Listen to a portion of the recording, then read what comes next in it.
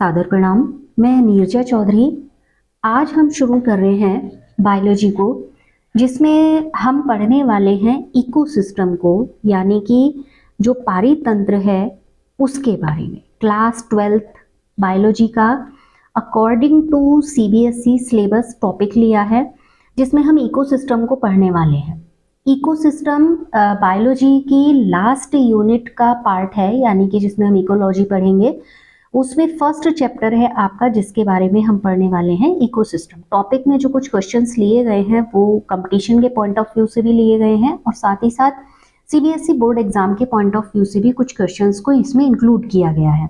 Generally पढ़ लेते हैं कि जो इकोसिस्टम है, इकोसिस्टम एक ऐसा वर्ड है जो आजकल हमने डे टू डे लाइफ में भी सुना है, जो आजकल हमने सिंपल जो बातचीत होती है उसमें भी इस शब्द को हम बहुत सुनते जा रहे हैं। लेकिन फिलहाल हम उसके बारे में बात ना करते हुए केवल बायोलॉजी के रेफरेंस में पढ़ेंगे कि एक्चुअल में इकोसिस्टम होता क्या है। देखिए, इकोसिस्टम क्या है, एक अलग ही तरीके की ये यूनिट है, यानी कि एक अलग तरीके की ऐसी इकाई है जो अपने आप बनी हुई है, यानी जिसे हम कहेंगे कि सेल्फ कंट्रोल्ड है, यानी कि खुद का नियंत्रण है इस पर, अपने आप कंट्रोल्ड यूनिट है। दूसरा, खुद ही ये अपने आप ही ये किस में आई है, अस्तित्व में आई है, यानी कि सेल्फ क्रिएटेड है, यानी कि इसकी एक्सिस्टेंस को लेकर अगर कहें तो ऑटोमेटिक ये फंक्शनिंग में आ गई है। साथ ही साथ ये कैसी है, एक स्ट्रक्चरल यूनिट है, यानी कि रचनात्मक इकाई है, और फंक्शनल यूनिट है, यानी कि क्रियात्मक इकाई है। इन सब को अगर आप मिला दें तो डेफिनेशन बन जाती है इकोसिस्टम की, यानी पारितंत्र की। जब आप इसकी डेफिनेशन लिखेंगे तो आप ऐसे लिखेंगे कि इकोसिस्टम जो हमारा बायोस्फीयर है उसके लिए अपने आप बनी हुई, अपने आप अस्तित्व में आई हुई, और एक रचनात्मक और एक क्रियात्मक इकाई है। अगर ऐसे गुणों को लिया हुआ है, ये ही स्पेशलिटी है इकोसिस्टम की। अब रही बात इकोसिस्टम में होता क्या है। देखिए, किसी भी सिस्टम के दो पक्ष होते हैं, ठीक है, कोई भी दो फेजेस होती हैं, या कोई भी दो फैक्टर्स होते हैं, या साइड्स होती हैं। यहाँ पर भी दो साइड्स हैं, यानी इकोसिस्टम में ऑर्गेनिज्म तो होगा ही, यानी जीव तो होंगे ही होंगे। जीव अगर जीवित हैं तो कोई ना कोई वहां पर फिजिकल इन्वायरमेंट जरूर होगा, यानी कि कोई ना कोई वहां पर भौतिक पर्यावरण होगा जिसकी वजह से वो जीव जीवित होंगे। अब रही बात, ये जो ऑर्गेनिज्म है किस तरीके से इस भौतिक पर्यावरण पर निर्भर करेगा। देखिए, जीव और इस फिजिकल इन्वायरमेंट के बीच आपस में कोई ना कोई कोरिलेशन रहता है। ये एक दूसरे से कंटिन्यूटी में इंटरेक्टेड रहते हैं और एक दूसरे से कुछ मैटर का लेन देन करते रहते हैं, यानी कि कुछ मैटर को ऑर्गेनिज्म जो भी फिजिकल इन्वायरमेंट है उसमें भेजेगा, और फिजिकल इन्वायरमेंट से वो किसी ना किसी फॉर्म में ऑर्गेनिज्म फिर से उसे प्राप्त कर लेगा। अब जो इम्पोर्टेंट क्वेश्चन यहाँ पर आता है, जो अक्सर कंपटीशंस में पूछा जाता है, वो हमारा क्वेश्चन ये आता है कि सबसे पहले इकोसिस्टम शब्द को किसने इंट्रोड्यूस किया था, यानी कि सबसे पहले पारितंत्र का इंट्रोडक्शन या प्रस्तावित किसने किया था। तो ये प्रस्तावित किया था एजी टेंसले ने। बहुत इंपॉर्टेंट क्वेश्चन है ये, कंपटीशन के लिए भी इम्पॉर्टेंट है और आपके बोर्ड एग्जाम के लिए तो इम्पॉर्टेंट है ही है। 1935 में टेंसले ने ये टर्म दिया था जिसे इकोसिस्टम कहा गया। अब इसी में दूसरा एक इंट्रोडक्शन जनरली लेते हैं, जिसको कहते हैं हम फूड वेब। फूड वेब मतलब खाद्य जाल। जो फूड की सीरीज कहीं ना कहीं एक दूसरे से इंटरकनेक्टेड मिले, और इंटरकनेक्टेड मिलने के बाद अगर आप उसको एज अ स्ट्रक्चर ड्रॉ करें तो आपको ऐसा लगेगा कि एक जाल जैसा बना हुआ है। जब आप किसी भी फूड की जो सप्लाई हो रही है एक ऑर्गेनिज्म से दूसरे ऑर्गेनिज्म में, या न्यूट्रिएंट लेयर में एक से दूसरे में जारी है, अगर आप उसको ड्रॉ करेंगे ना तो एक जाल जैसा दिखाई देगा, वेब जैसा दिखाई देगा। उसी को ध्यान में रखकर इसको कहा गया है फूड वेब। ठीक है, अब इसमें क्या होता है कि जितने भी कोई भी स्तर पर यानी कि किसी भी लेयर पर कोई भी ऑर्गेनिज्म है, कोई भी जीव है जो यहाँ से न्यूट्रिएंट गेन कर रहा है, वो न्यूट्रिएंट यहाँ जा रहा है, वो यहाँ जा रहा है, यहाँ से यहाँ जा रहा है, यानी कि हर कोई एक न्यूट्रिएंट के लिए एक दूसरे पर डिपेंड कर रहा है, ये आपस में इंटरकनेक्टेड हैं। और इसके बाद अगर हम इसे स्ट्रक्चरल फॉर्म में लेके आते हैं तो हमें एक फूड वेब दिखाई देता है। पूरा डिटेल में पढ़ेंगे, जनरली इंट्रोड्यूस कर रही हूँ कि फूड वेब क्या होता है, जो इकोसिस्टम के मेन पार्ट आने वाले हैं चैप्टर में आगे। अब देखिए, कोई भी अगर इन्वायरमेंट क्रिएट हो रहा है तो उसमें दो चीजें होती हैं। एक क्या होता है, ऑर्गेनिज्म होता है, जैसे शुरू में ही हमने यहाँ पर कहा कि किसी भी ऑर्गेनिज्म में और उसके जो फिजिकल इन्वायरमेंट है उसके बीच में किसी ना किसी तरीके का इंटरेक्शन होगा, उसके बीच में अंतर संबंध होगा कोई ना कोई।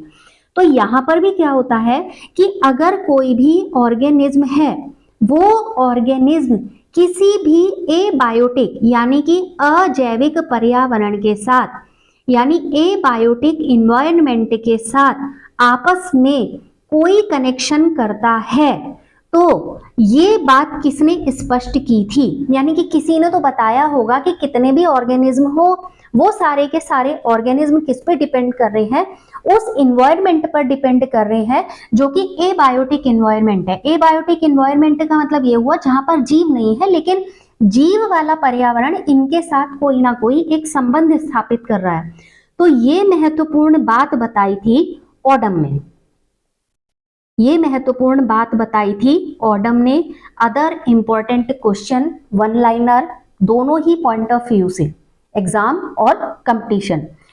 अब रही बात, जिस इकोसिस्टम को हम पढ़ रहे हैं वो इकोसिस्टम को अगर हम डिवाइड करना चाहें तो हम उसको कितनी कैटेगरी में डिवाइड करेंगे। एक्चुअली देखिए, बुक्स में क्या लिखा हुआ है कि हम उसको 2 कैटेगरीज में या 2 श्रेणियों में डिवाइड कर सकते हैं, लेकिन अगर आप उसको डिटेल पढ़ेंगे ना तो डिटेल पढ़ने में आप देखेंगे हम इसको 2 कैटेगरी में नहीं, हम इसको 3 कैटेगरी में डिवाइड कर सकते हैं।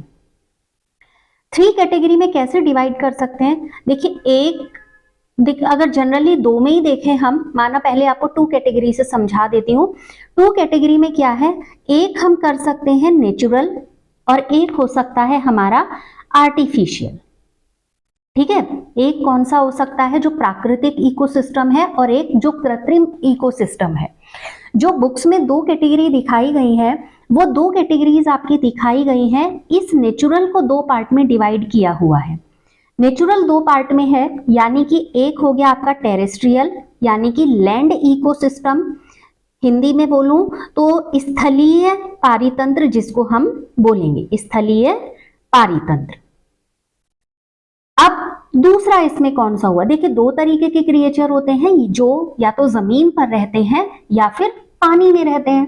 तो अगर ये जमीन पर रहने वालों का हमने बता दिया तो दूसरा नेचुरल सिस्टम कहाँ काम कर रहा होगा, जो वाटर में रह रहे हैं, जिसको वाटर या एक्वेटिक इकोसिस्टम बोला जाता है, यानी जलीय पारितंत्र जिसको हम पढ़ते हैं, जलीय पारितंत्र। इसके अंतर्गत हम जितने भी सिस्टम को पढ़ेंगे या जिसके भी बारे में पढ़ेंगे वो सारा का सारा किस पे डिपेंड होगा, जो वाटर इकोसिस्टम से रिलेटेड है। अब देख ले रहे हैं कि इसमें कौन कौन से आ रहे हैं। देखिए, जितना जमीन पर जो भी कुछ भी ऐसा दिखाई दे रहा है जमीन पर जो एक ग्रुप फॉर्म कर रहा है, जो एक दूसरे पे डिपेंड है, वो सारा का सारा किस में आया, स्थलीय में। जैसे क्या आ गया आपका, जैसे जलीय में आपका क्या आ गया, तालाब यानी कि पोंड का इकोसिस्टम। किसका इकोसिस्टम आ गया, लेक का यानी कि झील का, नदी का, रिवर का यानी समुद्र का। जितने का जितना, अगर आप समुद्र में रहने वाले जीवों को देखें वो अलग तरीके के हैं, नदी में अलग तरीके के मिलते हैं, तालाब में कुछ अलग प्रकार के जीव हमें दिखाई देते हैं। तो ये अलग प्रकार का ही एक इकोसिस्टम क्रिएट करते हैं। अब जमीन पर मिलने वाले कौन से हो गए, जो हमारा जंगल से संबंधित है यानी कि वन, फॉरेस्ट का। ठीक है, घास का, ग्रास लैंड का, यानी कि घास में मिलने वाले जो क्रिएचर होते हैं वो अलग तरीके के एक दूसरे से को रिलेशन शो करते हैं। ऐसे ही हमारा बगीचे का हो सकता है, गार्डन या उद्यान जो भी कहें आप इसको, और डेजर्ट का यानी मरुस्थल का। ठीक हो गया। तो नेचुरल में हमारे क्या आएंगे, स्पेशली दो, लैंड और एक्वेटिक। अब हवा में तो कोई इकोसिस्टम काम करता ही नहीं है। हवा में कहाँ कौन सा जीव रह रहा है, कहाँ कौन एक दूसरे पे डिपेंड हो रहा है। जो हवा में उड़ते हुए हमें दिखाई दे रहे हैं वो कहीं ना कहीं या तो लैंड इकोसिस्टम का एक पार्ट है या एक्वेटिक इकोसिस्टम का एक पार्ट है। अब रही बात आर्टिफिशियली क्या हुआ। आर्टिफिशियल वो हुआ जो मैन मेड है, यानी जो हमने बनाया है। और इसमें सबसे जो इम्पोर्टेंट क्वेश्चन आता है वो इम्पोर्टेंट क्वेश्चन ये आता है कि जो इकोसिस्टम फॉर्म किया गया है, यानी जो मैन मेड इकोसिस्टम है, उनमें सबसे बड़ा इकोसिस्टम कौन सा है। इम्पोर्टेंट क्वेश्चन है ये कि जो मैन मेड इकोसिस्टम है उसमें सबसे बड़ा इकोसिस्टम कौन सा है। तो सबसे बड़ा इकोसिस्टम इससे संबंधित है कृषि से, यानी कि एग्रीकल्चर से रिलेटेड इकोसिस्टम आर्टिफिशियल इकोसिस्टम है और मैन मेड सबसे बड़ा इकोसिस्टम है। आपको इसमें ऐसा भी मिलेगा क्वेश्चन, सपोज आपको दे दिया है, आपको माना बगीचा दे दिया है, एक्वेरियम दे दिया है, और इसमें क्या हो सकते हैं जो भी अलग अलग जो यहाँ पर फॉर्म किए हुए हैं, जैसे कृषि का ही ले लीजिए, कृषि लिख ही दिया मैंने, कृषि का ही ले लीजिए, एग्रीकल्चर का ही ले लीजिए। वो आपको चार ऑप्शन कोई दे देगा, माना घास का दे दिया, यहाँ ये दे दिया, इधर मरुस्थल दे दिया, या कोई इधर नदी दे दिया। अब आपसे वो पूछ सकता है कि इनमें से मैन मेड या आर्टिफिशियल इकोसिस्टम कौन सा है। देखिए यहाँ पर जो आपका ये बगीचा है ये आपका मैन मेड आएगा, क्योंकि कई बार हम अमरूद के बाग लगा दे रहे हैं या फूलों के हम पौधे लगा के वहाँ खेती कर रहे हैं, या हम सेब की खेती कर रहे हैं, कोई भी फ्रूट्स हम लगा दे रहे हैं, तो हम अपनी सुविधा से लगा रहे हैं, इसलिए वो मैन मेड में इंक्लूडेड होगा। क्लियर हो गया। अब रही बात कोई भी इकोसिस्टम को लेकर, हमने ये कहा कि वो कैसी यूनिट होती है। एक तो स्ट्रक्चरल यूनिट है, यानी कि प्रॉपर एक उसका स्ट्रक्चर है जिस पर वो काम कर रहा है, और उस स्ट्रक्चर को ही वो लगातार फंक्शनिंग में बनाए हुए है। तो इकोसिस्टम किस टाइप का सिस्टम होता है, एक खुला सिस्टम होता है, यानी ओपन सिस्टम होता है। ओपन सिस्टम क्यों होता है, ये ओपन सिस्टम एक्चुअल में एनर्जी कहाँ से ले रहा है। देखिए हम जानते हैं पूरी पृथ्वी के लिए एनर्जी का जो मेन सोर्स होता है वो सन होता है, यानी कि सौर ऊर्जा एनर्जी का सबसे बड़ा सोर्स है। तो ये क्या करेगा, सौर एनर्जी को यानी सोलर एनर्जी को ये गेन करेगा। अब ये एनर्जी कहाँ जाएगी, कहीं तो जाएगी। अगर इसने किसी चीज को प्राप्त किया है, लिया है, तो क्या करेगा, कहीं तो इसको ट्रांसफर करेगा। तो ये इसको क्या कर देता है, अगले लेवल पर ट्रांसफर कर देता है। जब ये इसे अगले लेवल पर ट्रांसफर करता है तो उस अगले लेवल पर ट्रांसफर करने के बाद एक क्वेश्चन फिर यहाँ अराइज होता है कि जो एनर्जी का फ्लो होता है वो एनर्जी का फ्लो कैसा होता है। एनर्जी फ्लो हमेशा एक दिशा में ही होता है, ठीक है, सिंगल डायरेक्शनल होता है, यानी कि एनर्जी कभी ऐसा नहीं होगी। सपोज ये ए कंपोनेंट यहाँ, ए क्रिएचर यहाँ पर है, इसने यहाँ से एनर्जी यहाँ पर ली या इसने एनर्जी ले ली। जब ये एनर्जी लेगा तो ये कभी रिवर्स नहीं होगा कि उसको क्या बना दे, एनर्जी को रिवर्स कर दे। ये एनर्जी को अगले लेवल पर पहुंचाएगा, ये बैक नहीं जाएगा, ये दाएं बायां भी नहीं जाएगा, ये उसको क्या करेगा, अगले लेवल पर ट्रांसफर करेगा।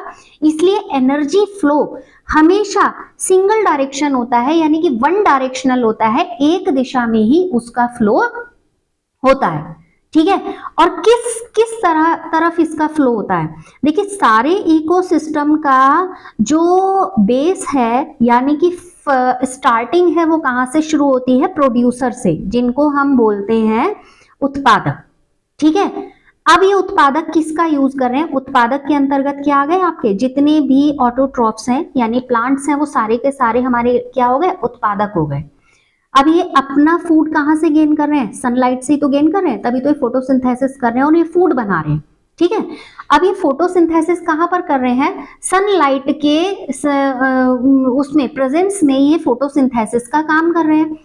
अब जो ये एनर्जी जा रही है, ये एनर्जी प्रोड्यूसर से कहाँ जाएगी, ये एनर्जी प्रोड्यूसर से जाएगी उपभोक्ता में, यानी कि कंज्यूमर में। कभी भी कंज्यूमर प्रोड्यूसर को एनर्जी नहीं देगा। तो कोई भी इकोसिस्टम में सोलर एनर्जी मेन सोर्स है एनर्जी का, एनर्जी ट्रांसफर एक डायरेक्शन में होगा और हमेशा जो डायरेक्शन होगी वो डायरेक्शन कैसी होगी, प्रोड्यूसर से लेकर इधर कंज्यूमर तक के लिए वो डायरेक्शन होगी। अब कोई भी इकोसिस्टम है उसके मेन 2 कंपोनेंट्स होते हैं, इतनी बात या 2 घटक होते हैं। इतनी बात समझते समझते इतना तो समझ ही गए होंगे कि हम केवल 2 चीजों की बात कर रहे हैं, या तो हम जीव की बात कर रहे हैं या फिर हम बात कर रहे हैं कि उस जीव पर किसका प्रभाव पड़ रहा है। यानी 2 कंपोनेंट होते हैं, एक जैविक और एक अजैविक। एक कौन सा होता है, जैविक और एक अजैविक, यानी कि बायोटिक और एबायोटिक। अब बायोटिक में क्या है, जितने जीव हैं यानी जितने ऑर्गेनिज्म हैं वो बायोटिक में आए, चाहे प्लांट्स हैं, ठीक है, सारे के सारे इसी में है। एबायोटिक में जितने इन्वायरमेंटल फैक्टर हैं, जैसे टेम्परेचर हो गया, वाटर हो गया, सनलाइट हो गया, ठीक है, ये सारे के सारे आपके जितने इन्वायरमेंटल फैक्टर हैं वो सारे के सारे आपके किस में आए, एबायोटिक में। ठीक हो गया। अब कोई भी इकोसिस्टम अगर बन रहा है तो मेनली उनमें बायोटिक में कौन कौन शामिल होते हैं। बायोटिक में 3 शामिल होते हैं। पहले जैसा अभी हमने कहा, प्रोड्यूसर है जो पूरे इकोसिस्टम के लिए खाना बनाने का काम करेंगे, यानी कि प्लांट्स, यानी कि ऑटोट्रोफ्स।